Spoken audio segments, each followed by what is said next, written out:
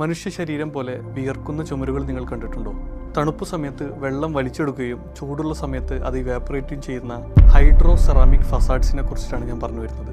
ഈ ടെക്നോളജി 3 മെറ്റീരിയൽസിൻ്റെ കോമ്പിനേഷനാണ്: fabric, clay, ceramic, പിന്നെ ഹൈഡ്രോജൽ ബീഡ്സ്. ഇതിൻ്റെ ഏറ്റവും പ്രധാനപ്പെട്ട കോമ്പണൻ്റ് ആണ് ഹൈഡ്രോജൽ പോളിമർ.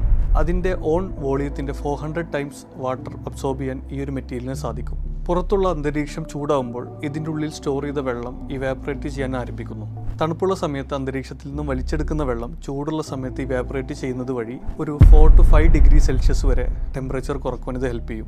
ഇതിൻ്റെ ഔട്ടർ ലെയറായിട്ട് ഉപയോഗിക്കുന്നത് ക്ലേ സെറാമിക് ആണ്. നമുക്കറിയാം ക്ലേൻ്റെ പ്രത്യേകത വെള്ളം വലിച്ചെടുക്കാനും അതുപോലെ ഇവാപ്പറേറ്റ് ചെയ്യാനും ഇത് ഹെൽപ്പ് ചെയ്യും. അതുപോലെ തന്നെ വെള്ളം ചാനലൈസ് ചെയ്യാൻ വേണ്ടി ഇതിൻ്റെ ഇൻ്റർമീഡിയറ്റ് ആയിട്ട് ഫാബ്രിക് യൂസ് ചെയ്യുന്നുണ്ട്. തണുപ്പുള്ള സമയങ്ങളിൽ ഈ ഒരു ഹൈഡ്രോ ജെല്ലിലോട്ടുള്ള വെള്ളത്തിൻ്റെ സഞ്ചാരം ഇത് എളുപ്പമാക്കുന്നു. Institute for advanced architecture in കാറ്റലോണിയാണ് ഇത് വികസിപ്പിച്ചെടുത്തുള്ളത്.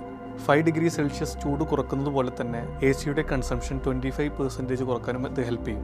ഇതിൻ്റെ ഏറ്റവും വലിയ മറ്റൊരു പ്രത്യേകത ഒരു പാസീവ് കൂളിംഗ് സിസ്റ്റം ആണ് എന്നുള്ളതാണ്. ഒരു ഇലക്ട്രിസിറ്റിയോ കാര്യങ്ങളോ നമുക്ക് പുറത്തുനിന്ന് ആവശ്യമില്ല. അതുകൊണ്ട് തന്നെ നിങ്ങൾ ഭാവിയിൽ സ്വയം ബ്രീത്ത് ചെയ്യുന്ന ഒരു വീട്ടിൽ താമസിക്കുന്നതിനെ കുറിച്ചൊന്ന് ആലോചിച്ച് നോക്കൂ.